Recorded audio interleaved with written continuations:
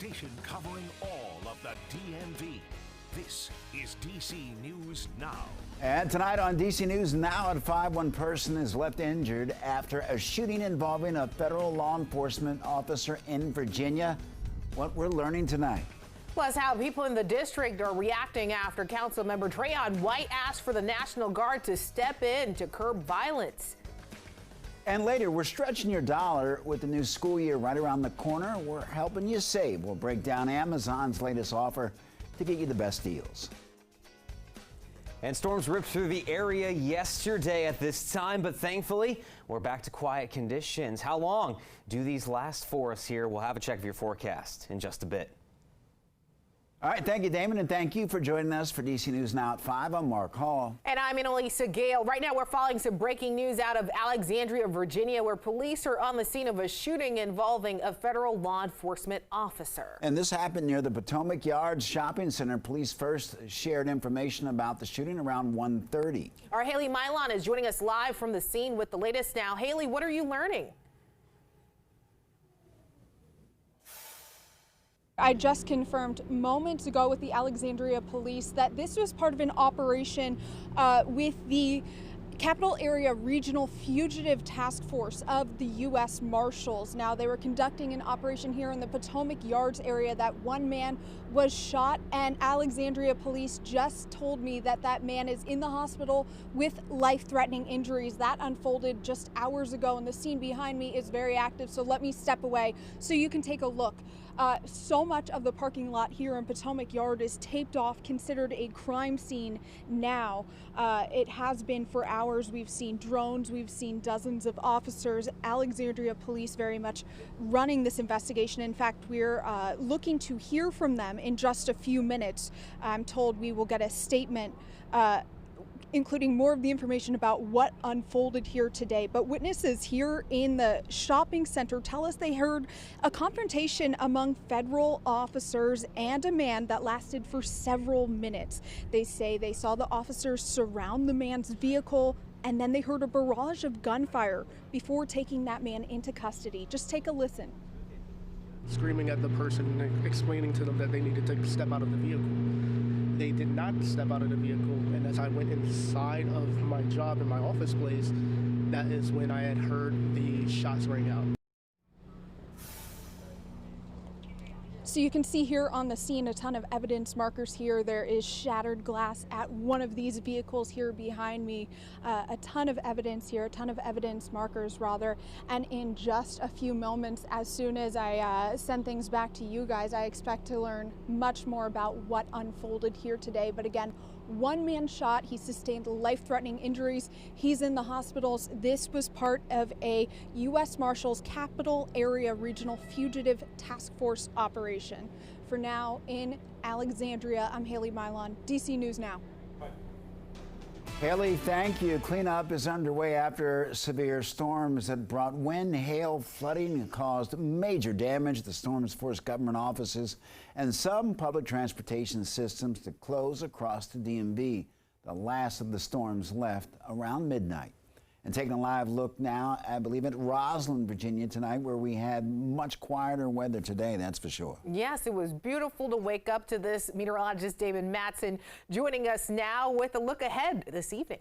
Yeah, guys, and we need this quiet weather to help pick up the pieces a little bit from those very damaging storms we dealt with yesterday, and it looks like things are starting to improve in that regard. We keep an eye here on our power outages data that comes in to our weather maps here. Estimates show that, yeah, roughly we are seeing those numbers drop quite a bit. Prince George's, Montgomery County, still with some power outages, but not nearly as much as earlier this morning. Now up toward Westminster and Carroll County, a totally different story. We showed how those power lines were just snapped all the way down to the ground across a large swath of roadway there. So going to take some time to clean up there. But here we are.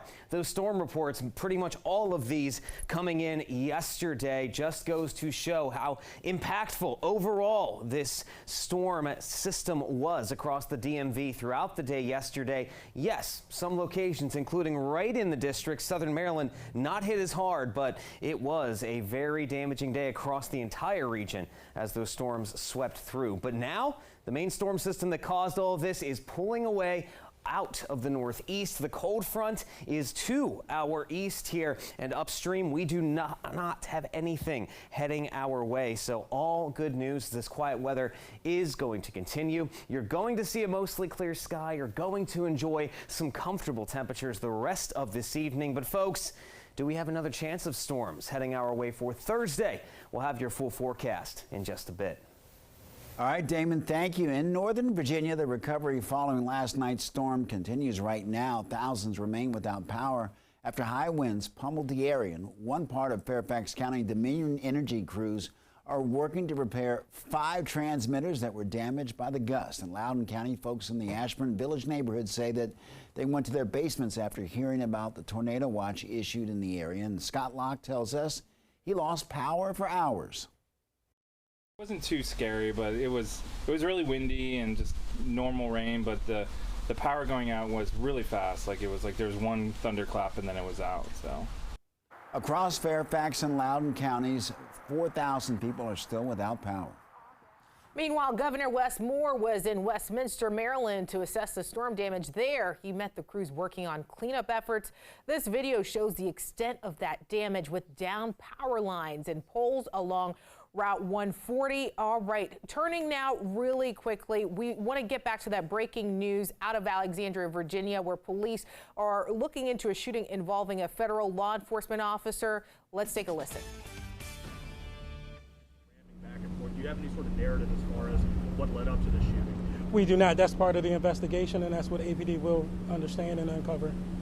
So even though this is a U.S. Marshals shot the suspect, APD is investigating the shooting? Well, it happened in our jurisdiction, so anytime any crimes happen in our jurisdiction, we do technically have jurisdiction over it to investigate those crimes. Was the suspect shot by himself? Was anyone else in it? That's unknown at this time. We just know there were shots fired, and the suspect was the only one injured in that incident. So no bystanders hit or anything? No bystanders were injured in this incident. What information have you guys been able to gather from witnesses? Because this is a pretty busy shopping area. Well, again, this is everything I'm saying is all I have right now. I'm sure detectives are currently investigating and finding out more to get to the bottom of this and kind of see what happened in this incident. I guess for folks who have cars parked here, how much longer do they expect this to be blocked off? Again, they're conducting an investigation. Once they wrap up, they'll be able to release their cars if it's closer to the thing. Now, they have been releasing cars that were kind of quote-unquote cleared, so. Was it just the fugitive task force that surrounded the suspect vehicle, or were officers also involved in the At this time, there's no reason to believe our officers were involved. It was just the U.S. Marshals Capital Area Regional Fugitive Task Force. What can you say just from a public safety perspective? This happens at a busy shopping center where a lot of Alexandrians come and go. Thankfully, no one concerned, but what would you say folks might be concerned after going to see what happened? Again, thankfully nobody was hurt. But again, this is just under investigation right now, and we'll do everything we can to keep the people of Alexandria and visitors safe. What have you say and spell your first line, please? Again, I'm the Public Information Officer for the Alexandria Police Department, Marcel Bassett. That's M-A-R-C-E-L, Mike Alpha Romeo Charlie Echo Lima. Last name Bassett, B-A-S-S-E-T-T, Bravo, Alpha Sierra Sierra. All right, we were just listening to that press conference in Alexandria where one person suffered life-threatening injuries following a shooting involving a federal officer. That officer identified as someone with the U.S. Marshals Capital Area Regional Task Force. At this time, no bystanders have been injured in that shooting. We'll continue to update you as we learn more. Well, inmates at the Maryland Correctional Training Center are giving back to community with the first harvest of the season. It's part of a program that enables inmates to grow vegetables in the garden that are donated to various charities. DC News Now's Skylar Salas covers Washington County for us. She shows us how the harvest will be used. Thanks to a program from the Maryland Correctional Training Center, some inmates had the opportunity to gain new skills while also giving back.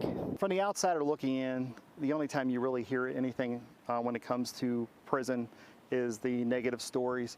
So this is kind of like a positive spin. What case manager Shannon Hewitt is talking about is what the Maryland Department of Corrections called their pre-release garden.